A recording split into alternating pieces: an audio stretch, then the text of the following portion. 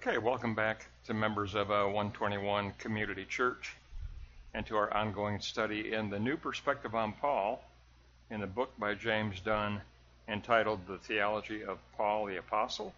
We're going to take a look at part B of Anthropology. We're going to look at pages 62 to 73. Now in the first lesson, we studied the concept of soma. In this lesson, Dunn wants to concentrate on the concept of sarx, which is Greek for flesh. So going to block one, we'll get started. Paul's Hebrew use of en sarx and his Platonic use of kata sarx. Paul's eidos idea of sarx flesh.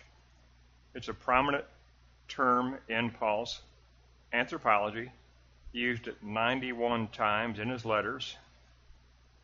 It had a very wide spectrum of meanings. And Paul basically had a Hebrew usage of the word and a Platonic usage of the word. And I believe that is truly the way we should look at Paul. He did combine Hebrew understanding with Platonic. That's why he was invited to lecture at Plato's Academy. But the Jewish use is in the flesh as flesh of the body. The Platonic use is according to the flesh as that which is hostile toward God. In Hebrew, he used it as the equivalent for basar and sarx, flesh of the body, and the seat of the sensate emotions, that which is the corruptible part of the self, the frail part of the self, distinct from the moral usage of according to the flesh. The Platonic use of sarx is the moral sense of kata sarx, according to the flesh, as that which is hostile toward the spirit, as a principle of sin. And in Gnostic literature, it was a negative emanation.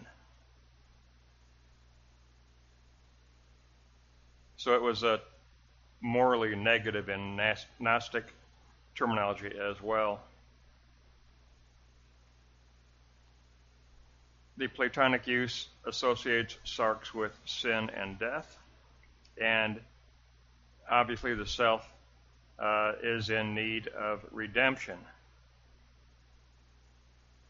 Kata sarx, living according to the flesh, is a character trait in need of redemption. That's a self in need of redemption. So basically you've got the Hebrew usage as the sensate emotional side of the self. You've got the Platonic usage as moral, as defining a character trait in opposition to the spirit. And Paul used them both ways. He did. You have to look at the context, obviously, to determine how you translate and how you interpret. But he used both, the Hebrew usage, and he used a Platonic usage. In Block 2, we're going to take a look at the concept of sarx as used in a moral sense. Let's go to Block 2. We're going to look at all of Block 2 is dedicated to this Platonic moral use of the concept of sarx. We must be delivered from the sarx way of thinking. It's a way of thinking that is in opposition to the pneuma spirit.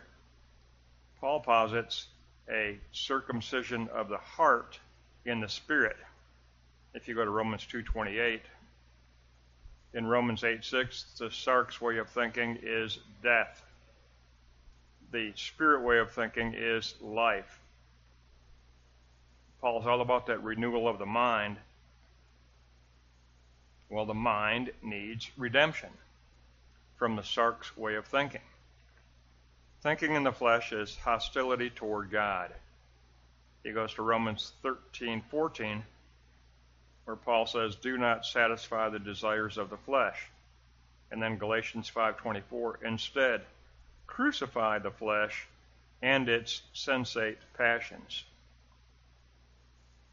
Now, we also want to look at Paul's use of sarx as a Christocentric term. Romans 1:3, Christ our Lord made seed of David kata sarka, kata sarx, according to the flesh. Romans 4:5, of whom kata sarx Christ came. And because of this, through Christ we receive imputed righteousness. Okay, now we hit a key moment in the lesson. Block 2, note 3C. Because of Christ becoming incarnate in the flesh, because of the incarnation of Christ, which Paul did affirm against the Gnostics, Paul did affirm the doctrine of the incarnation of Christ. He was and is and remains the incarnate Christ. Because of the incarnation of Christ, we receive imputed righteousness, says Dunn. Now, Dunn is an evangelical. That's why I wanted to go with this particular manuscript. And he does support the conservative doctrine of imputed righteousness. And make sure you catch note of that, because the New Perspective on Paul has been criticized, primarily against N.T. Wright, but it has been criticized because some thought that it did not posit the doctrine of imputed righteousness through Christ. Dunn does affirm that doctrine. He is an evangelical.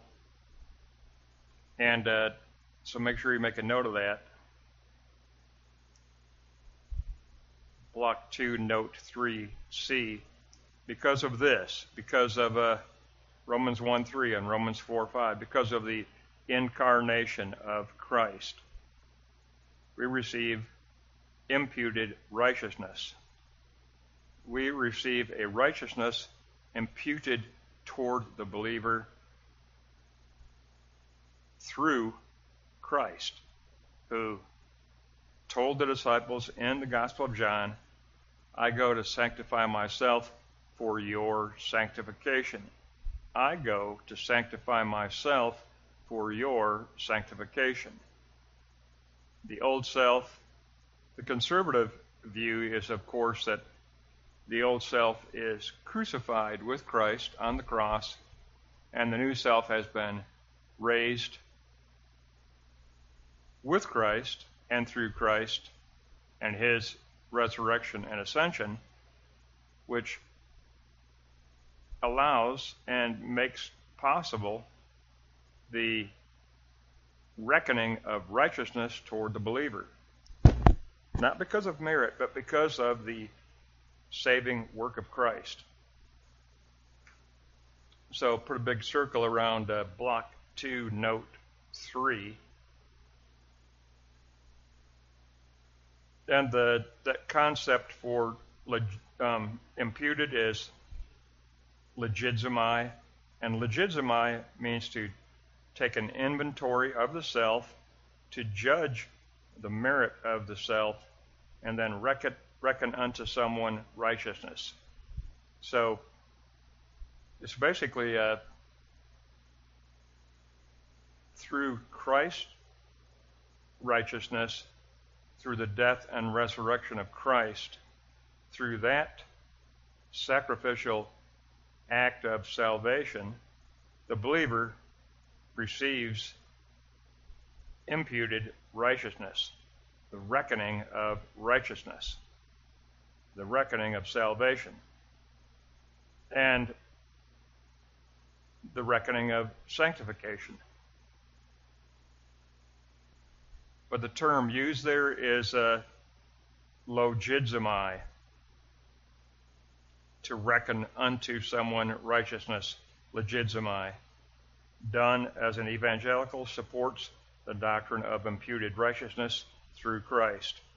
Dunn, as an evangelical, supports the conservative doctrine of imputed righteousness through Christ.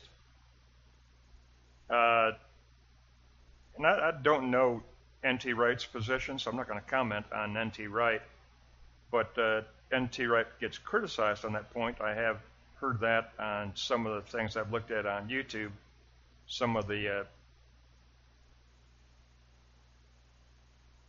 things they have on YouTube now concerning the new perspective on Paul. N.T. Wright has received criticism from evangelicals, but I don't see how Dunn can be criticized here. He does support the Greek concept of logizomai, the doctrine of imputed righteousness through Christ. Let's go on to block 3, and I love this conclusion. I really do. I like what Professor Dunn has brought to us here in block 3, because now he wants to talk about sarx in relationship to circumcision, the false circumcision of Zionism versus circumcision in the Spirit. This is all about Paul's theology here. This is Paul to a T. This block 3 defines Paul precisely. False circumcision. Sarx is vulnerable to sin.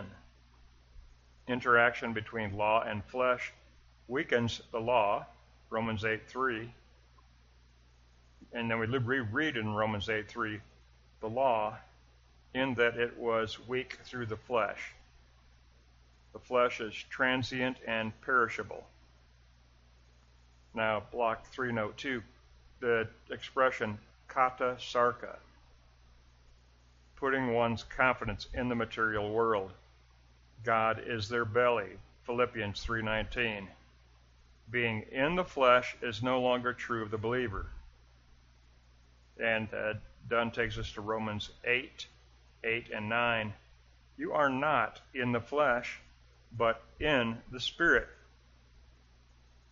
says Paul of believers. You are not in the flesh, but in the Spirit. You live not according to material reality. You live according to Spirit. You don't live in the realm of material surface reality, flesh. You don't live in the realm of the flesh. You live in the realm of the Spirit. And I say that all the time. I mean, as believers, we believe in a realm of spirit. We perceive a realm of spirit behind surface reality. Now here you go. He's going to really bring it home here in 3:3.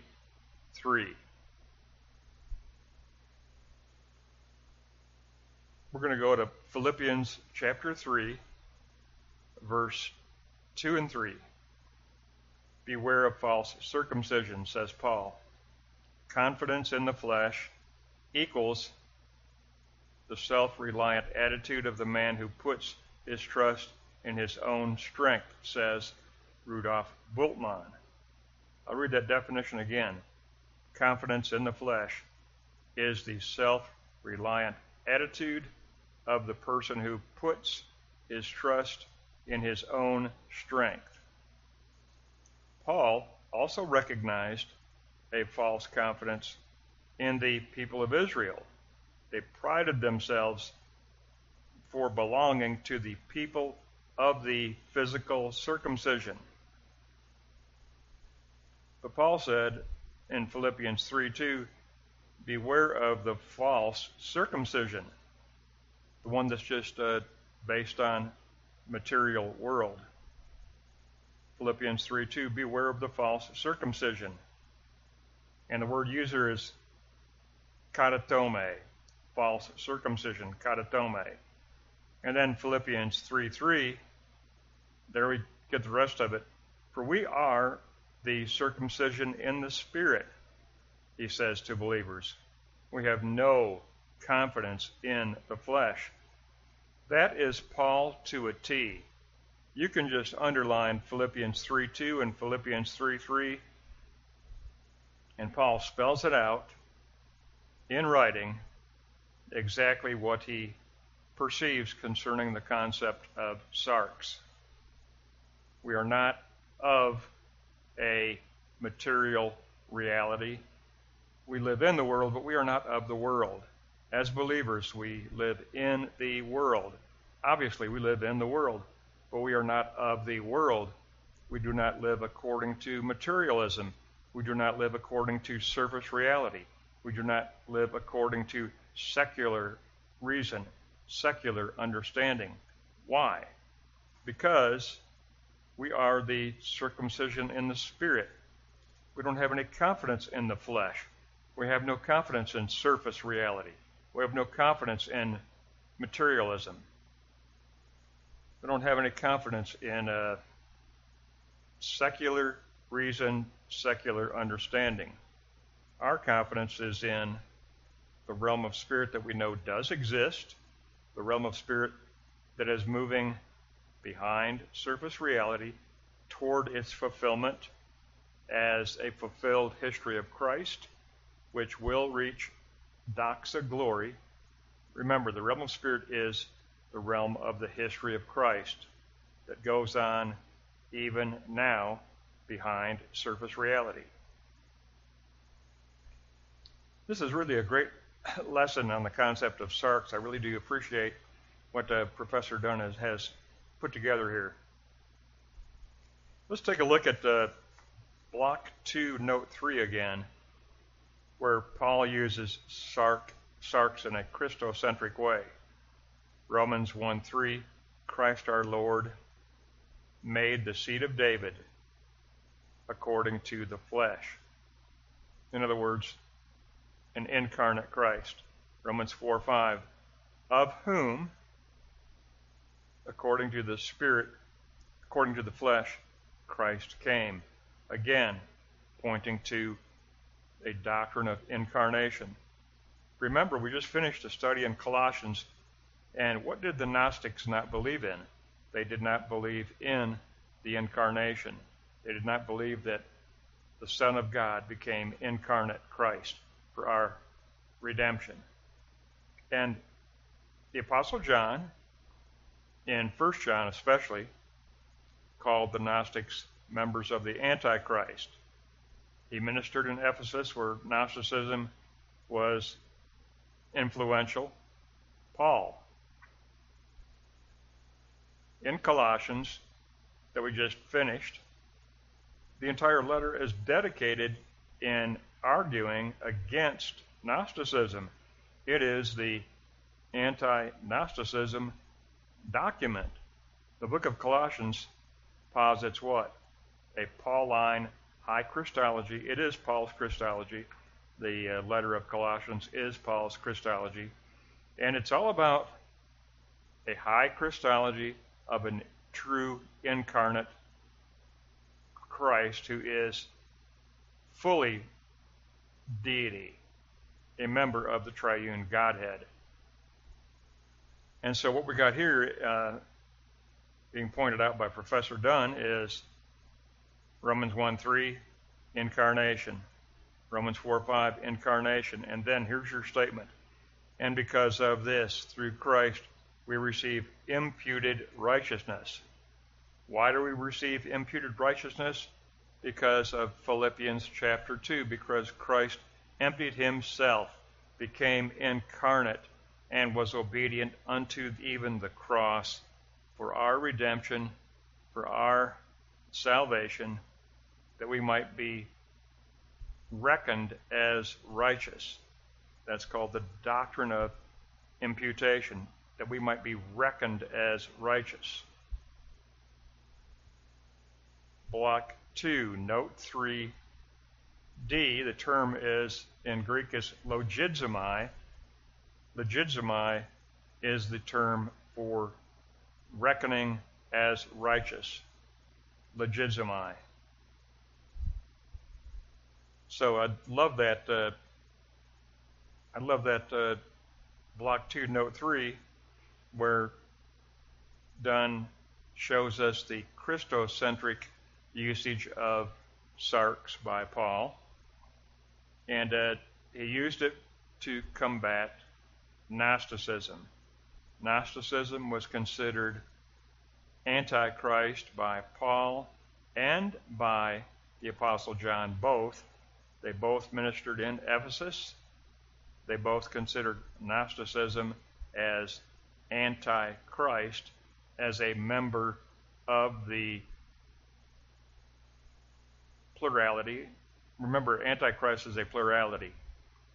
And they both considered Gnosticism as antichrist because the Gnostics did not believe in incarnate deity. They did not believe that Christ emptied himself of co-equality with the Father, entered into servitude, incarnate servitude, and obedient even unto the cross, says Philippians chapter 2, for our salvation, for our redemption, for the miracle of being reckoned as righteous, that those who believe, those who have faith, might be reckoned as righteous.